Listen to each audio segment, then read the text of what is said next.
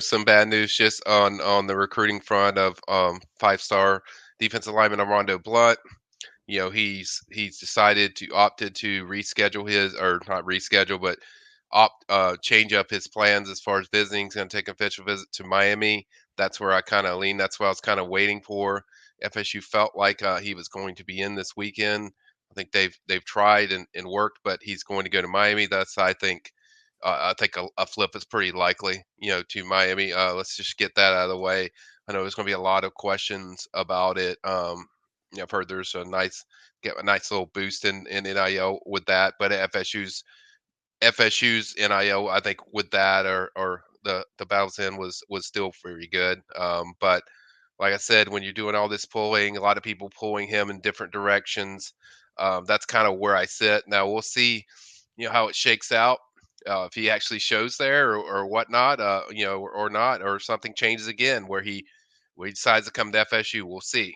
But overall, results are the results, and that's something that FSU has to do better at as far as high school recruiting and defensive line recruiting. That's something that we've saw them do really good in the portal, and certainly this is a big win for FSU when they got him to flip back over to FSU. But at the same time, that's something that needs to improve for them going forward. Now, obviously, there's a lot of factors still that we have to let this everything process work its way out where I think they're very very involved and I think there's a really realistic chance that FSU could get LJ McCray, a 5-star defensive lineman from Mainland. On that, from what I'm hearing, guys, and this is kind of what I've been consistent with. I've heard that it's mainly FSU and Auburn, and that it's not likely that he sticks with Florida. I haven't heard anything that feel to give me an indication they feel he sticks with him. And I would say that based on the intel I got, it's more likely FSU than it is Auburn, at least as of tonight. Now that a lot could change over the weekend. I don't know, but that's kind of the feel I get for that recruitment. I know another one that FSU fans are waiting on is 5-star plus wide receiver Jeremiah Smith. I continue to hear positive things, confidence of FSU and it's getting more where I'm hearing from more contacts of the confidence with FSU and Jeremiah Smith. So if they were able to pull that off, it doesn't make up for if you don't get Blunt, but that's kind of what I'm hearing as far as some nuggets around those recruitments. I think Jeremiah is very sold on what FSU does as far as in the offense. I was told that the visit was they nailed everything, and then as the post stuff got went on, I heard a little more, from different people, not the same people, but just different people of FSU having a realistic shot to get there. It's not completely done until he whenever he does it on the 20th, but so far so good based on what I'm hearing about on Jeremiah is positive for FSU at this stage. I do think they keep KJ. I feel pretty good about that going into the visit. I don't think I think it's mainly FSU and Georgia, not so much Auburn. I think they've kind of slipped a little based on the intel I got both in the afternoon and this evening. That's kind of the feedback I get, but I do feel like I do feel KJ it's likely for FSU. Unless you're under a rock, everyone knows there's two quarterbacks visiting this weekend. Um, Cam Ward might be here as I do this thing. He's supposed to be here in the evening. Obviously, the media stuff is more so Friday, and then DJ arrives later Friday, but then most of his stuff is Saturday, as we've reported several times on Warchant. Obviously, both of them are very very great quarterbacks that FSU has a good relationship, and they've certainly made coveted in this process. I personally prefer Cam Ward just because he's a little more dynamic. He can add more to your offense of different things. It's not a big adjustment to what you had with Jordan Travis, although it's more probably you're more comfortable with the passing and just the feeling in the pocket of stuff that Cam Ward does. But I think, and then with DJ, it's more very good weapon, had a very good year at Oregon State. A guy that, from an offensive standpoint, you wouldn't have to adjust as much because he's very comfortable in running that pro style set. He certainly can do the read option if you need him to, and he can certainly you know uh, you know you know get the ball out to different playmakers in the ways that you want. I just think for Cam, it's a little more explosive. But I think either one of them, to me, would be a home run because you caught like DJ's coming off a great year, and then Cam's, the excitement level is off the chart. And I think both of them have a very impactful, move for FSU in recruiting. Because whether you get one or the other, I think maybe Cam a little bit more, but I think both of them would certainly move the needle for top receivers, whether it's 2024 or 2025, that you would make an impact for.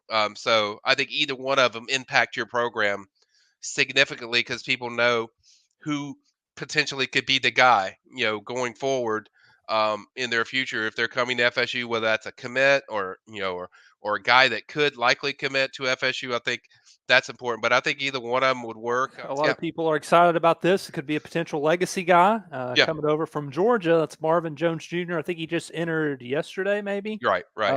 or two Last days night, ago. last So, night. are you hearing any buzz circulating about Marvin Jones Jr.?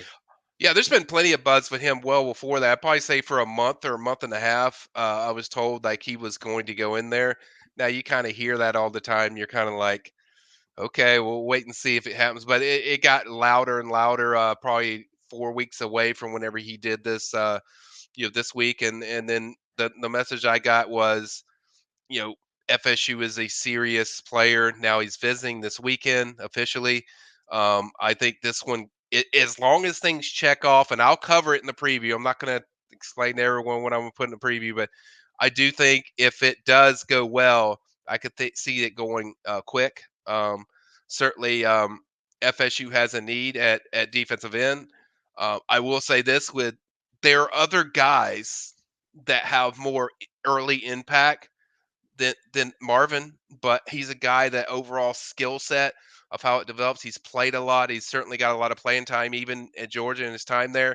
But I think when you fine tune some of that skills, I think he's a guy that can really help you make an impact. Just don't know if it's going to be like immediately. I think it'll be kind of almost Patrick Payton like, where it's like where we saw his emergence happen a little bit more, the previous year, and then this year it really took off, and so I think it's kind of similar to that.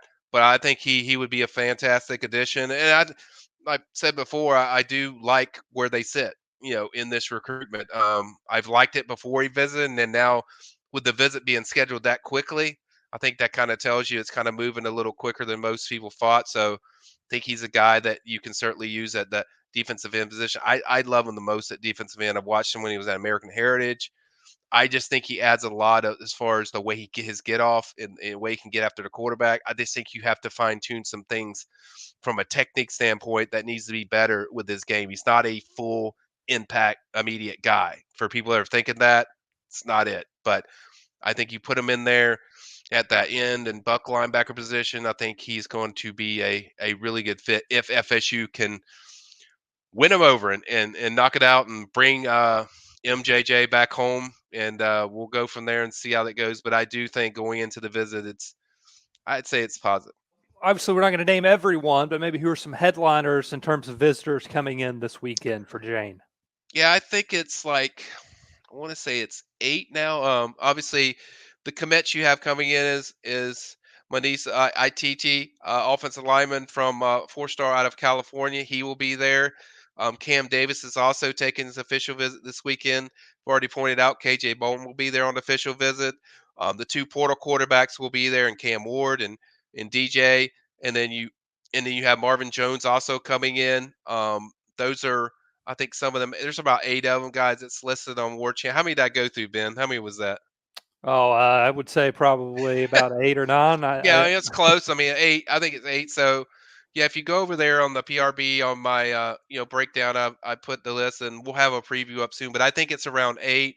Could be up to 9, depending on more confirmation on certain guys. But I think I covered most of them. I'll say wide receiver Lawayne McCoy commitment. He will also be there, and then Jamari Howard. So I think that finalizes kind of the 8 that we know. And then if Amari Williams is visiting, then that'll make it 9.